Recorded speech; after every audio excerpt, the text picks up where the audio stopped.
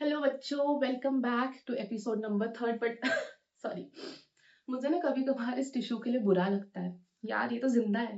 जिंदा अजीब लगता है ना सुनने में कि यार टिश्यू कैसे जिंदा हो सकता है।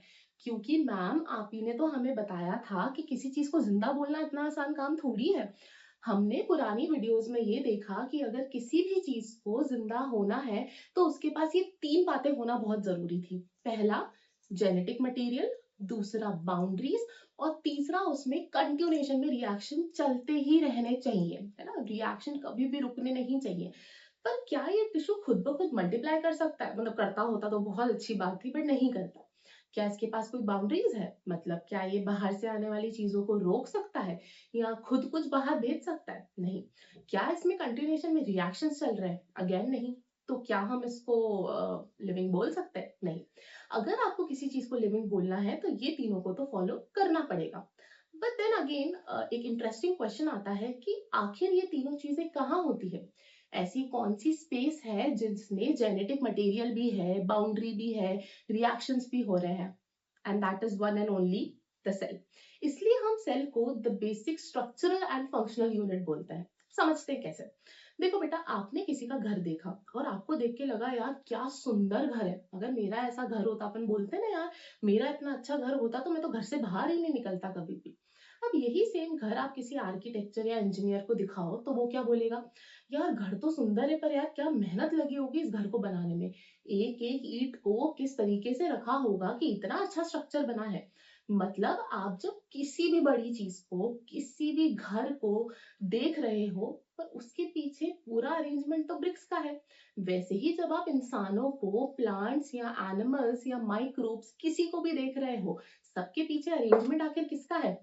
सेल का, है ना। अगर सेल ढंग से काम नहीं करेगा तो तुम्हें क्या लगता है कोई चीज फंक्शन कर सकती है? नेवर। अगर ब्रिक्स का अरेंजमेंट ही ढंग का नहीं है तो क्या कोई घर फंक्शन कर पाएगा? बिल्कुल भी नहीं कर पाएगा, ढह जाएगा, है ना। वैसे ही हमारी बॉडी का जो बेसिक स्ट्रक्चर होता है दैट इज सेल। ना सेल के बिना कोई स्ट्रक्चर है, और जब कोई स्ट्रक्चर ही नहीं है तो फंक्शन क्या ही हो सकता है, राइट। तो इसलिए cell is called the basic structural and functional unit of our body. Why? Because cell provides a space for these three criteria to happen, that is a presence of genetic material, a boundary and a place जहां पे reactions हो सके। But जब हम लोगों ने आखिर इतनी सारी बातें कर ली यार, इसमें सेल है, उसमें सेल है, ये भी सेल का, वो भी सेल का, देखा कैसे? मतलब जहां तक मुझे लगता है हमारी जो नॉर्मल नेकेड आईज है वो तो सेल को नहीं देख सकती। जैसे मैंने आपको बोला, ये रहा मेरा हाथ, काउंट करके बताओ कितने सेल्स है। नहीं देख सकते ना। तो जब हम लोगों ने सेल के ऊपर इतनी पढ़ाई करी तो आखिर हम लोगों ने इतनी पढ़ाई करी कैसे? आज आप दुनिया में जितनी डिजीजेस देखते हो, आपको क्या लगता है ऑल ऑफ द सडन किसी के दिमाग में आया हाँ यार ये बीमारी यहाँ पे होती होगी और मुझे इसके लिए ये इलाज करना है? क्या लगता है सेल्स को देखा नहीं होगा?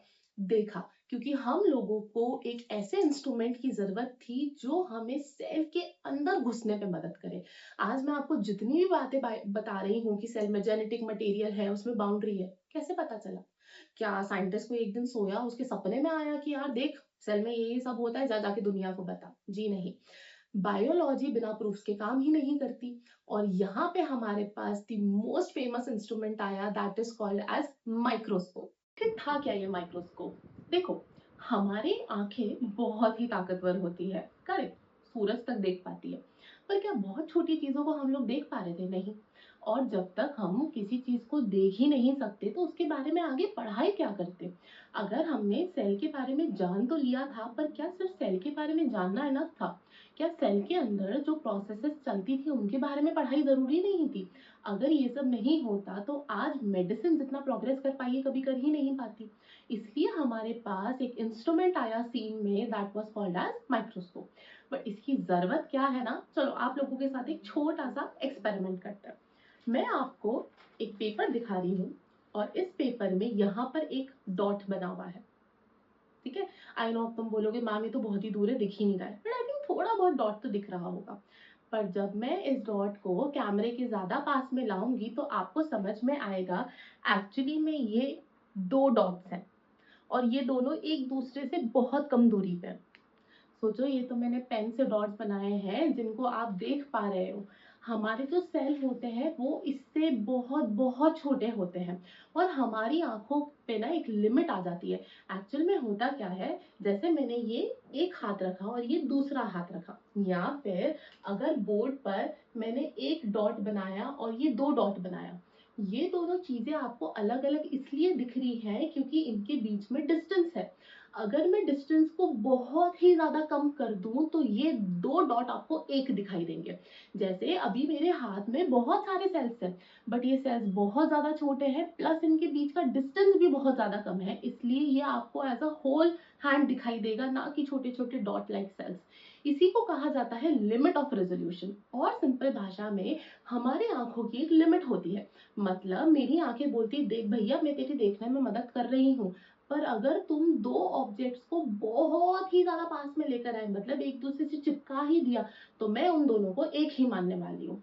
जैसे स्कूल में जब दो बेस्ट फ्रेंड बहुत ही ज्यादा एक दूसरे के क्लोज होती है तो टीचर दोनों को साथ में डांटती है, वो टीचर उनको अलग अलग देखना छोड़ ही देती है। वैसे ही हमारी आंखें वही टीचर है, जब आप दो ऑब्जेक्ट्स को एक दूसरे से बहुत ही ज्यादा पास लेकर आते हो तो हमारी आंख उनको एक ही मान लेती है।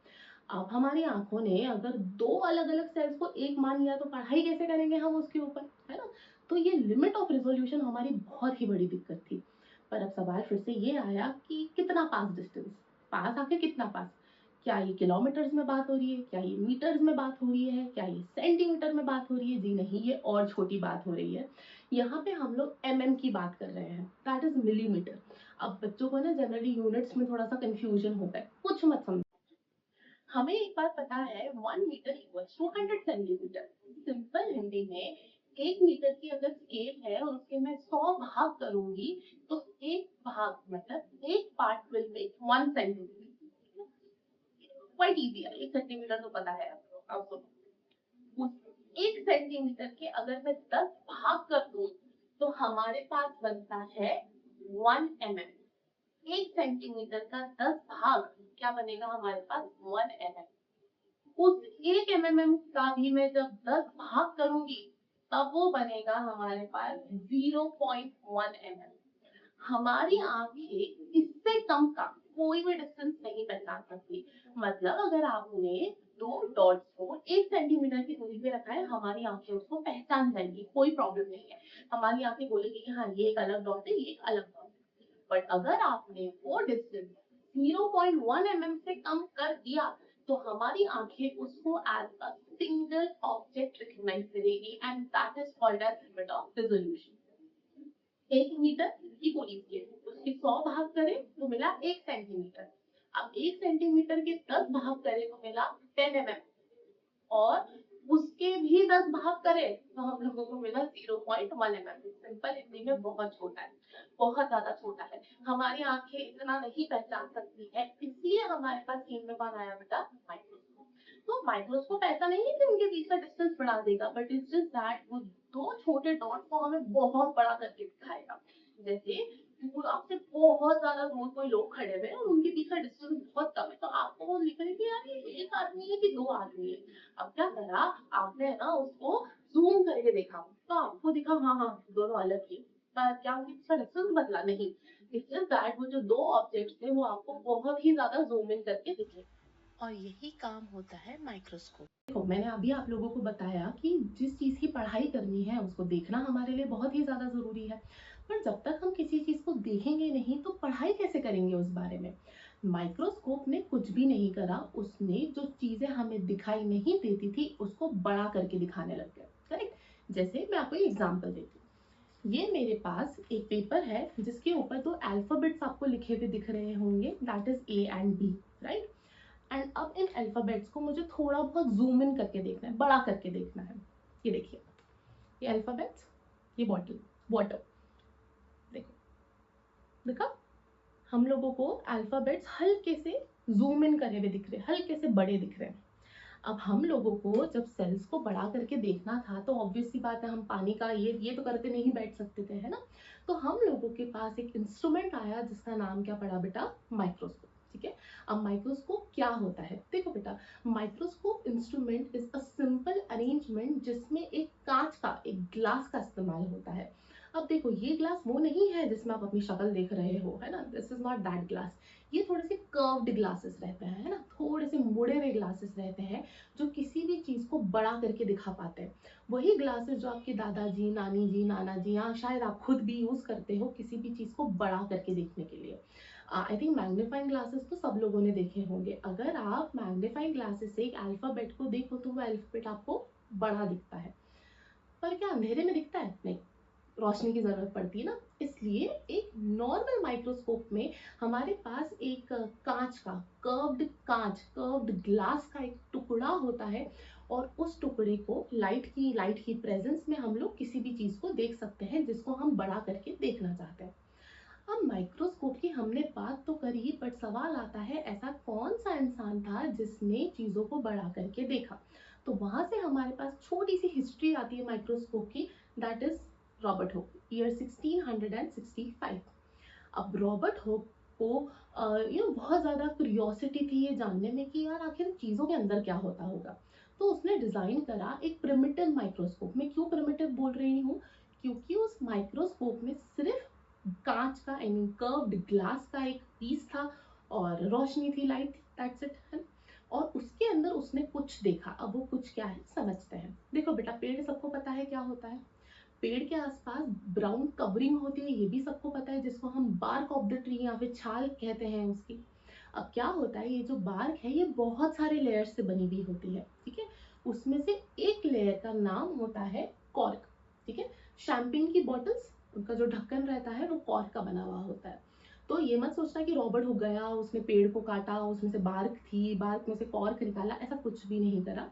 उस ईयर में भी कॉर्क का बहुत इस्तेमाल होता ही था। तो उसने क्या करा, कॉर्क को बहुत थिन स्लाइसेस में कट करा और उसको माइक्रोस्कोप पे प्लेस करा, मतलब कर्व्ड ग्लास के नीचे उस टुकड़े को रखा और उसको यूं देखा। और जब देखा तो उसको ऐसे बॉक्स लाइक स्ट्रक्चर्स दिख गए। अब ये ऐसे छोटे छोटे बॉक्स लाइक स्ट्रक्चर्स का उसने नाम रखा सेल। फिर से रॉबर्ट हुक ने क्या डिजाइन करा बेटा, प्रिमिटिव। Y primitive microscope? क्योंकि उसमें सिर्फ एक कर्व्ड ग्लास, जिसको लेंस कहा जाता है। फिर से, what is this curved glass called as? Lens. तो उस लेंस की मदद से जब उसने कॉर्क को देखा, कहाँ से आया बेटा कॉर्क? पेड़ की छाल का एक हिस्सा या एक लेयर, जिसको हम लोग क्या बोलते हैं, कॉर्क। तो जब कॉर्क को उसने देखा तो उसको ऐसे बॉक्सेस लाइक स्ट्रक्चर्स दिखे, जैसे हॉस्टल पीजीज में या जेल के सेल्स होते हैं ना, छोटे छोटे कमरे, उसको वो छोटे छोटे कमरे दिखाई दिए, जिसका नाम उसने रखा सेल। बट याद रखना बेटा, कॉर्क डेड होता है नेचर में। प्रोटेक्शन के लिए जिंदा रहने की कोई जरूरत नहीं है। जैसे आपका दरवाजा आपको प्रोटेक्ट कर सकता है, राइट, बट वो जिंदा थोड़ी होता है। वैसे ही पेड़ की जो बार्क है वो जिंदा नहीं होती। अब जब बार्क ही जिंदा नहीं है तो जिससे वो बना है कॉर्क, वो कैसे जिंदा होगा? तो कॉर्क एक डेड मटेरियल था जो रॉबर्ट हुक ने ईयर 1665 में देखा अपने सेल्फ डिजाइंड प्रिमिटिव माइक्रोस्कोप। वो माइक्रोस्कोप जिसमें एक कर्व्ड ग्लास था जिसको कहा जाता है लेंस। उस लेंस ने चीजों को बड़ा करके दिखाया, जिसके कारण हमारे पास टर्म आया सेल। और ये रॉबर्ट हुक ने अपनी एक बुक में छापा था, माइक्रोग्राफिया बुक का नाम है ना। उस बुक में ये सारा कंटेंट उसने लिखा था। अब हम लोग ये देखेंगे कि माइक्रोस्कोप के पार्ट्स क्या होते हैं and what are different kinds of microscope. क्या सारे माइक्रोस्कोप सेम होते हैं? क्या उनमें कोई डिफरेंस होता है? क्या वो अलग अलग टाइप की चीज़ों को देखने में मदद करते हैं? चलो समझते हैं। तो रॉबर्ट हुक ने जो सबसे पहला माइक्रोस्कोप डिजाइन करा था, जैसा कि मैंने बताया, that was self designed primitive microscope. मतलब उसमें एक ही प्रकार का लेंस का इस्तेमाल होता था। And what is a lens? It is a curved glass, ठीक है। बट प्रॉब्लम ये थी कि वो जो प्रिमिटिव माइक्रोस्कोप था उसका जो जूम था ना, बहुत ही बेसिक जूम था, है ना, उससे ज़्यादा क्लैरिटी हमको मिल नहीं पाती थी। तो हम लोगों ने ये सोचा कि यार क्यों ना हमारे पास कोई ऐसा माइक्रोस्कोप होता जो 100 गुना ज़्यादा चीज़ों को जूम कर सके। तो वहाँ से हमारे पास 2 कैटेगरीज ऑफ माइक्रोस्कोप आई। एक हमारे पास होता है लाइट माइक्रोस्कोप और दूसरा हमारे पास होता है इलेक्ट्रॉन माइक्रोस्कोप। अब जैसे ही आप अंधेरे कमरे में जाओगे, ऑब्वियस सी बात है आपको कुछ भी नहीं दिखेगा। क्यों? क्योंकि बिना रोशनी की चीज़ें कैसे ही दिख सकती है। वैसे ही अगर आप किसी भी लेंस से किसी भी चीज को देखना चाहते हो तो रोशनी की तो जरूरत चाहिए ही सही ना। तो इसलिए हमारे पास लाइट माइक्रोस्कोप रोशनी का इस्तेमाल करता है चीजों को जूम करने के लिए, चीजों को मैग्नीफाई करने के लिए, ठीक है। और उसके अंदर हमारे पास दो कैटेगरी आती है, that is simple microscope and compound microscope. Simple भाषा में वो माइक्रोस्कोप जो रोशनी का इस्तेमाल करते हैं चीजों को देखने के लिए, उनको बोलते हैं लाइट माइक्रोस्कोप। अब ये जो लाइट माइक्रोस्कोप है, अगर वो एक लेंस का इस्तेमाल कर रहे हैं तो वो बनता है सिंपल माइक्रोस्कोप। अब जनरली सिंपल माइक्रोस्कोप आपने स्कूल्स में शायद कम देखे होंगे, बट जब आप किसी भी स्पेसिमेन को देखते हैं, नॉर्मली आपके पास कोई स्लाइड पड़ी हुई है, उसको ज़्यादा जूम करने की ज़रूरत नहीं है, थोड़ा बहुत भी बड़ा कर दिया तो चल जाएगा, तो वो होता है सिंपल माइक्रोस्कोप और वो कुछ ऐसा दिखता है। एंड नेक्स्ट आता है हमारे पास कंपाउंड माइक्रोस्कोप। इसका मतलब रहता है जिसमें दो लेंसेस होते हैं। साइंटिस्ट ने सोचा कि यार एक लेंस से नहीं हो पा रहा, हमको दो लेंसेस का इस्तेमाल तो करना पड़ेगा। और वो कौन से लेंसेस हैं वो मैं आपको जब इनके पार्ट समझाऊंगी then I let you know. अब प्रॉब्लम फिर से ये आई कि चलो बैक्टीरिया को तो देख लिया, कोई दिक्कत नहीं थी, वायरसेस को कैसे देखें, अभी आया था ना कोविड-19 में, वो तो बैक्टीरिया से भी छोटा है, मतलब रोशनी की मदद से उसको देखना पॉसिबल नहीं था। तो हम लोगों ने सोचा क्यों ना रोशनी से भी कुछ छोटा, जो कि हमारे पास एक इलेक्ट्रॉन है, जैसा कि आप सबको पता है कि एक एटम है, एटम के अंदर इलेक्ट्रॉन होता है। ये इलेक्ट्रॉन उस रिश्तेदार की तरह है जो बहुत गहराई तक जाके गॉसिप निकाल सकता है। इसको अगर गॉसिप निकालनी है ऊपर ऊपर से ना, थोड़ी सी जेंजी रिश्तेदार है कि कैसे हैं आपके बच्चे, ठीक है चलो बढ़िया, ये नहीं कैसे हैं आपके बच्चे, क्या करते हैं, कितने बजे जाते हैं, कितने बजे आते हैं। तो इसलिए हमने किसका इस्तेमाल करा, इलेक्ट्रॉन माइक्रोस्कोप। ये लाइट की मदद से काम करेगा, ये इलेक्ट्रॉन की मदद से काम करेगा, ठीक है। और ये ज़्यादा जूम इन करके चीज़ों को देख सकता है, ये थोड़ा सा नॉर्मल ऊपर ऊपर से जूम इन करके बता सकता है, ठीक है। मतलब इन माइक्रोस्कोप्स की मदद से लिटरली आपको एक मच्छर की आंख भी एलियन जैसी दिख सकती है, ये इतना जूम इन कर सकता है। एंड इलेक्ट्रॉन माइक्रोस्कोप की इमेजेस तो काफ़ी ज़्यादा क्लियर रहती है, मतलब अगर आपको वायरसेस को भी पढ़ना है तो यू कैन यूज दिस। अब हम ये देखेंगे कि माइक्रोस्कोप के बेसिक पार्ट्स क्या होते हैं। और ये जो पार्ट्स हैं these are of compound microscope, क्योंकि सिंपल माइक्रोस्कोप में हमारे पास सिर्फ एक ही लेंस रहता है and it has a space, तो उसमें ज्यादा कॉम्प्लेक्स पार्ट प्रेजेंट ही नहीं रहते हैं, इसलिए हम लोग डायरेक्टली कंपाउंड माइक्रोस्कोप के पार्ट समझेंगे। सबसे पहले बेटा आता है हमारे पास आई पीस। आई थिंक नाम से ही क्लियर है, वो पार्ट ऑफ द माइक्रोस्कोप जो कुछ ऐसा दिखता है, जब हम हमारी आई उस पर प्लेस करेंगे तो हम लोगों ने जो भी स्लाइड पे रखा है या जिस चीज को भी हम देखना चाहते हैं, ये बेसिकली एक बोलते ना एक स्पेसिमेन को या स्लाइड पे जो भी चीज रखी है उसको देखने के लिए विंडो है। तो माइक्रोस्कोप की जो विंडो होती है उसको आई पीस कहा जाता है, जिससे हम लोग जिस ऑब्जेक्ट पे स्टडी करना चाहते हैं उसको देखेंगे। नेक्स्ट पे आता है हमारे पास objective lens and another important thing. आप अगर आईपीस की बात करो, ऑब्जेक्टिव लेंस की बात करो, दोनों में एक प्रकार का लेंस यूज होता है जिसका नाम होता है कॉन्वेक्स लेंस। कॉन्वेक्स लेंस का काम होता है आपकी इमेजेस को बड़ा करके दिखाना। तो जब आप आंख रखकर माइक्रोस्कोप में देखते हो, उस आई पीस में भी कॉन्वेक्स लेंस होता है और जो ऑब्जेक्टिव है उसमें भी कॉन्वेक्स लेंस होता है। इस लेंस का काम होता है कि आपकी जो भी स्लाइड है या जो भी चीज को आप देख रहे हो उसको आपको बहुत गुना मैग्नीफाई कर कर दिखाए। अब मैंने आपको एक बात बताई थी कि जब भी आपको किसी चीज को देखना है तो उसके लिए लाइट की होने की बहुत जरूरत है ना, क्योंकि लाइट माइक्रोस्कोप की कैटेगरी में आते हैं। अब जब भी लाइट आती है तो क्या सोर्स ऑफ लाइट हो सकता है, ट्यूबलाइट हो सकता है, बाहर सनलाइट हो सकता है, करेक्ट। अब ध्यान से देखेंगे, जैसे ही सनलाइट आती है वो फोकस होती है मिरर के ऊपर।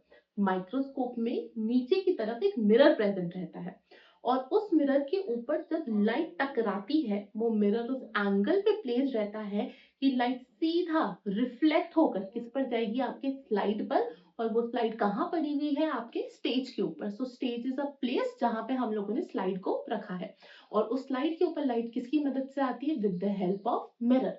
अब कभी कभार क्या होता है, अगर लाइट भी बहुत ज्यादा उसकी आपके ऑब्जेक्ट की, आई मीन जिस चीज को आप देख रहे हो उसके ऊपर बहुत ज्यादा लाइट अगर आ गई तो आपको बहुत ब्लर दिखने लग जाएगा।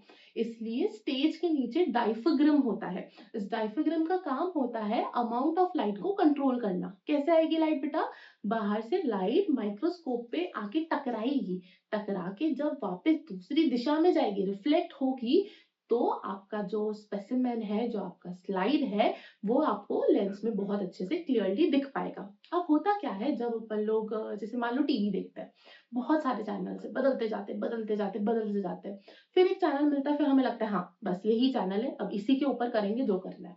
वैसा ही हमारी जो स्लाइड रहती है काफी बड़ी रहती है, तो हमको ना बार बार ऊपर नीचे करके उसको देखना पड़ता है कि यार कब अच्छी दिखेगी, कब अच्छी नहीं दिखेगी। तो उसके लिए हमारे पास होते हैं एडजस्टमेंट्स, जिसमें हम बोलते हैं फाइन एंड कोर्स एडजस्टमेंट। तो जो कोर्स एडजस्टमेंट रहता है वो किसी भी आई मीन माइक्रोस्कोप को ऊपर करने में या उसके लेंस को नीचे करने में काम आता है। बट एक बार जहां मुझे पता चल गया कि हाँ यार अब बढ़िया दिख रही है मुझे इमेज, तो मैं कौन सा एडजस्टमेंट करूंगी, फाइन एडजस्टमेंट। ये जो फाइन एडजस्टमेंट रहता है इससे आपकी इमेज शार्पर बनती है। वैसे ही कोर्स एडजस्टमेंट मतलब जब रिमोट को बार बार बटन दबाए जा रहे कि यार कब चैनल आएगा, कब चैनल आएगा, और एक बार अगर चैनल आ गया तो उसको फाइन एडजस्टमेंट की मदद से हम शार्पन करके देख सकते हैं। तो माइक्रोस्कोप के कुछ बेसिक पार्ट्स थे, the eyepiece convex, objective lens convex, mirror it is a provider of light, क्योंकि बाहर से लाइट को ये रिफ्लेक्ट करेगा आपके स्लाइड पे। स्लाइड कहाँ पे पड़ी है, स्टेज पर। और अब जब आपको चीजें देखनी है तो एडजस्टमेंट तो करने पड़ेंगे। वन इज फोर्स, मतलब जब आप ऊपर नीचे बार बार मूवमेंट कर रहे हो to find a perfect spot, and जब परफेक्ट स्पॉट मिल गया तब हम कौन सा एडजस्टमेंट करेंगे बेटा, फाइन एडजस्टमेंट। तो ये कुछ बेसिक पार्ट्स थे हमारे पास माइक्रोस्कोप के। एक बहुत इंटरेस्टिंग टॉपिक देखेंगे, that is estimating the size of cell. मतलब जब हमने माइक्रोस्कोप में किसी चीज को देखा तो क्या हम उसका साइज बता सकते हैं। देखो बेटा, जब आप किसी सेल को देख रहे हो ना तो वहां पे आप अंदाजा नहीं लगा सकते कि अरे ये इतना बड़ा होगा, ये इतना छोटा होगा। मान लो मैंने आपसे पूछा, बेटा जो आपने सेल देखा अभी मुझे उसका साइज बताओ, आपने बोला मैम बहुत छोटा था, तो मैं क्या बोलूंगी, बहुत छोटा मतलब कॉपी में कैसे लिखूं उसको। अगर मान लो मुझे स्पेसिफिक नंबर चाहिए तो कैसे निकालूं, तो उसका भी हमारे पास तरीका है। अब इसके लिए कुछ स्टेप्स को फॉलो करना पड़ेगा। अब वो आप स्टेप्स बहुत ध्यान से सुनेंगे।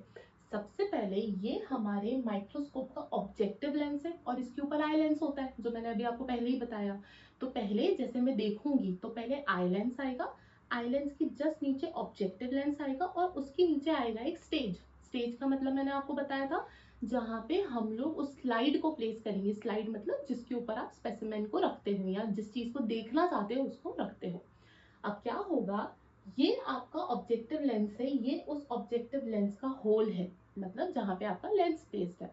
अब कॉमन सेंस की बात बताओ, यहाँ देखना बेटा, ये ऑब्जेक्टिव लेंस का आपका गोला है, ठीक है, और ये मेरा पूरा का पूरा हाथ है। अब मैं हाथ को इस ऑब्जेक्टिव लेंस में ऐसे देख रही हूँ और मुझे उंगली का सिर्फ इतना सा हिस्सा दिखाई दे रहा है, इतना।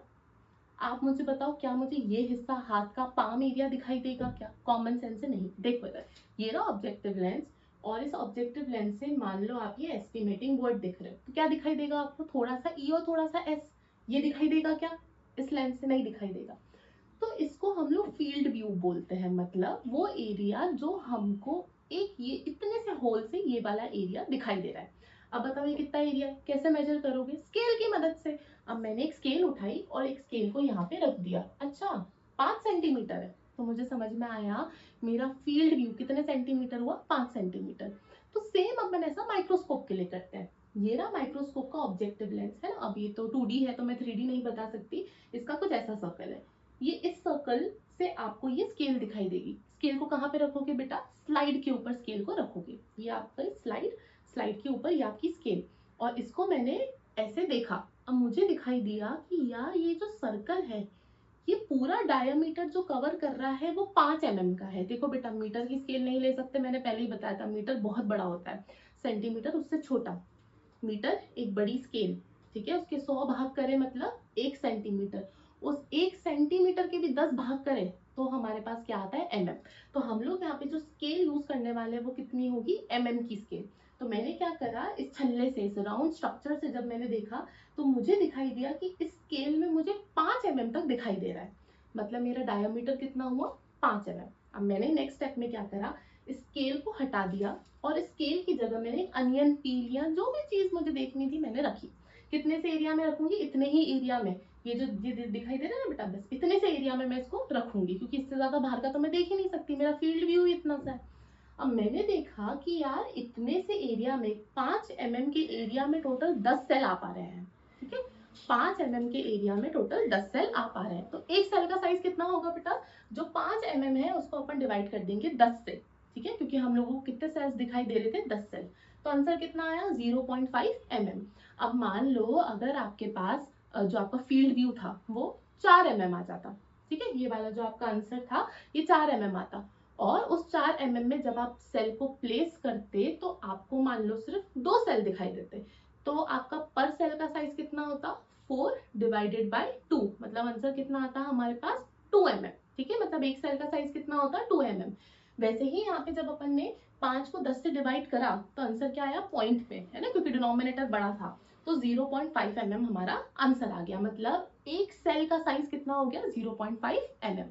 अब मान लो बेटा mm भी थोड़ी सी बड़ी यूनिट है, आई नो, गुस्सा नहीं होना, मैंने पहले बोला था कि हम mm में मेजर करते हैं, बट एक्चुअल में क्या होता है, कुछ सेल्स mm से भी छोटे होते हैं, mm का भी 1000वां हिस्सा, मीटर को 100 में करा, 100 भाग में डिवाइड तो 1 सेंटीमीटर, 1 सेंटीमीटर को 10 भाग में डिवाइड करा तो mm, अब उस 1 mm को अगर 1000 भाग में डिवाइड करेंगे तो आएगा माइक्रोमीटर, ठीक है, तो 1 mm इक्वल्स टू 1000 माइक्रोमीटर। अब अगर आपको आंसर कभी एग्जाम में आए कि माइक्रोमीटर्स में निकालना है तो कुछ मत करना, 0.5 इंटू 1000 कर देना, तो आपका आंसर आ जाएगा 500 माइक्रोमीटर्स, ठीक है। चलो फिर से समझते हैं, क्या देखा अपन लोगों ने, the estimating the size of cell.